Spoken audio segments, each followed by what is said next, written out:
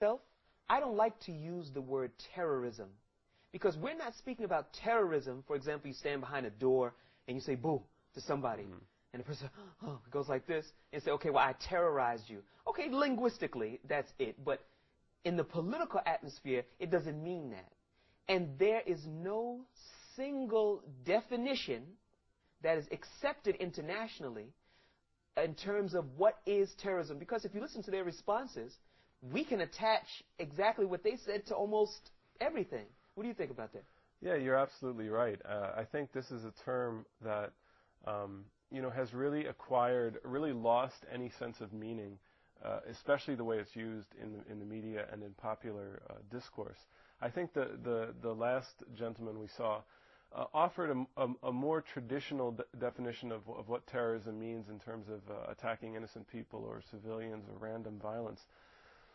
But at the same time, these are things that are done by individuals. They're done by things that are done by small groups. They're things that are done by small weapons. They're things that are done by armies and governments. So again, we're not left with any real meaningful definition of terrorism besides a form of violence that is considered unjust. And when we see a lot of the popular uses, especially these days, it's really become a code for those people who are described as being on the other side of a conflict.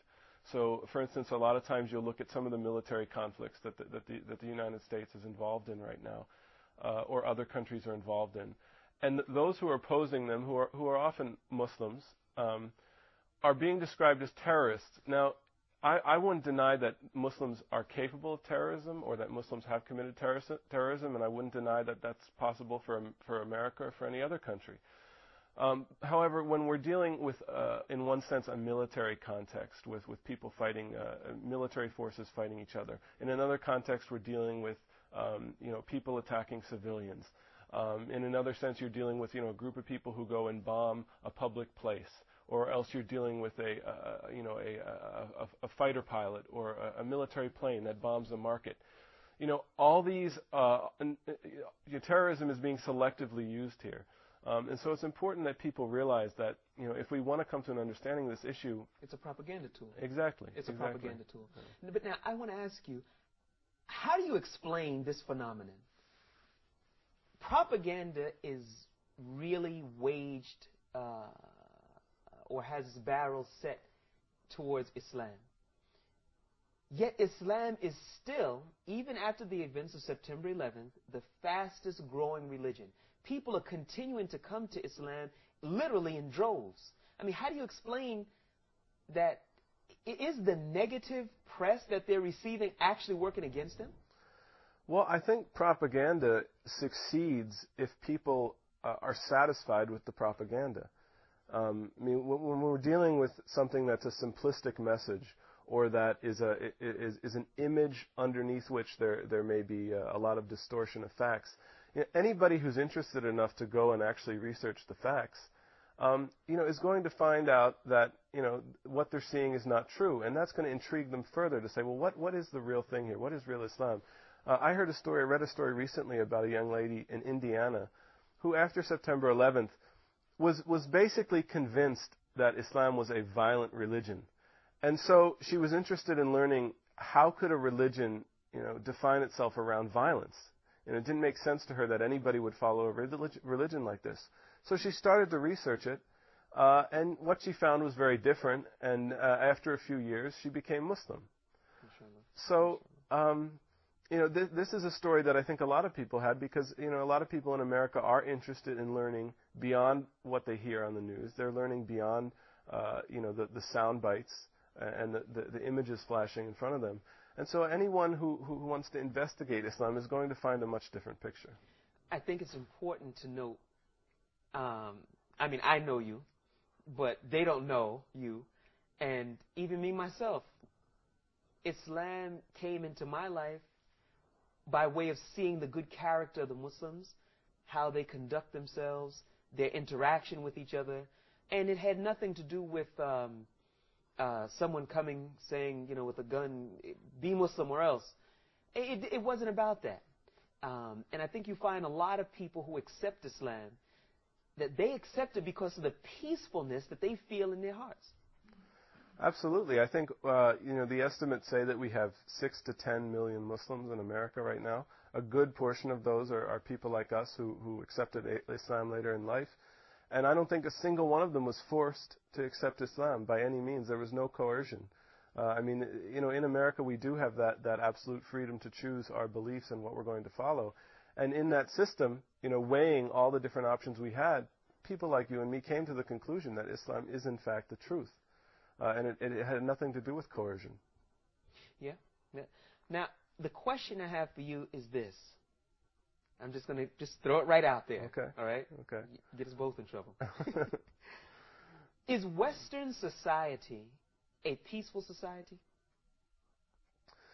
Well, it's a good question for this topic because, again, when we think about this issue of violence in Islam, when people raise the image of violence in Islam, it's usually dealing with certain regions of the world, certain conflicts where there are two sides fighting, and yet somehow people imagine it to be a constant issue of violence, that the society is embroiled in violence.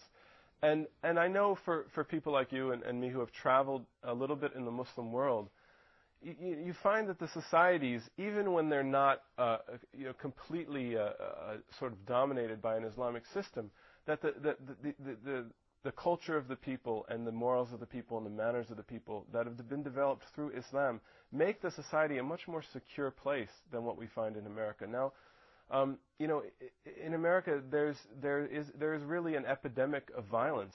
I think if you took some of the cities that we're used to hearing about in international news, say Belfast or Beirut at certain times, and you actually compared the violence in those cities and the number of deaths in those cities to the number of deaths and murders in America, you might not see as much of a contrast as you expect. And for most people in America are aware of this, that there are problems with crime, there are problems with violence. This is in spite of the fact that, America still is the richest country in the world.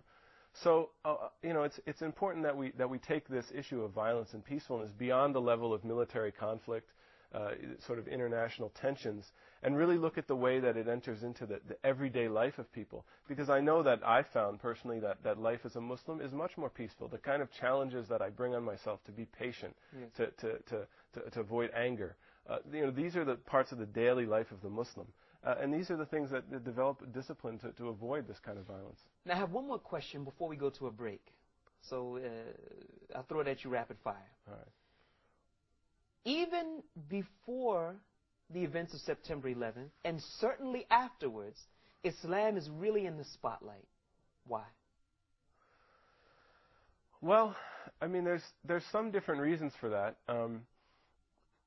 First of all, we have to look a little bit historically and realize that for a long time, the United States was involved in the Cold War conflict. And it was very easy for people to imagine the world as in two blocks. And for a large part, it was in two blocks between the communism that led by the Soviet Union and the American, democratic capitalism. And after that ended, and the world began to enter the era of real sort of integrated globalization, there was a tendency among some people to look for a new enemy, a new threat.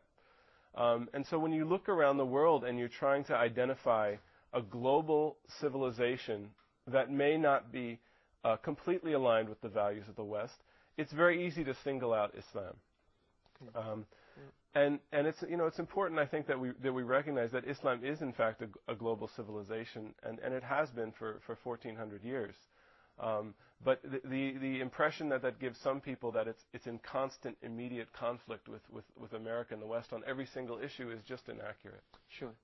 I think I share that same view. Well, what we're going to do, we're going to go to a break, and we're going to come back with a very, very special guest.